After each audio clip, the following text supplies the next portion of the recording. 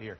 Why is it that the president fired somebody who really was on the periphery at best of this scandal, if that's what you call it, when it broke, and the person who was in charge has actually been promoted to the most important political position in the IRS, which is because we had Newt Gingrich earlier this week saying if you can't trust the IRS to do basic things, how can we trust them to take care of your health care? Well, even Newt Gingrich and the other Republicans that were talking this line earlier in the week had no idea that the person in the IRS that conducted these political, some would say, witch hunts, is a person in the IRS that's going to be in the middle of this health care battle.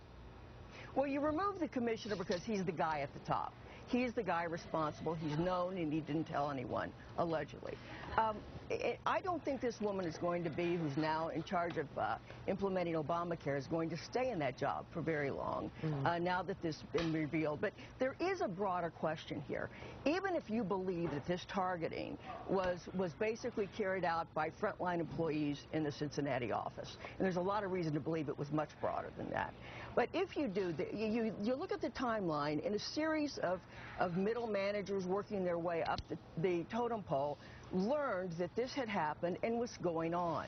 Yet they see their agency deny it to Congress.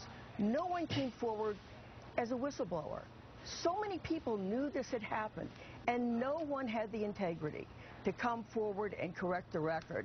And so you have to worry about the entire culture, I think, and integrity of the IRS. That's a great point. Okay.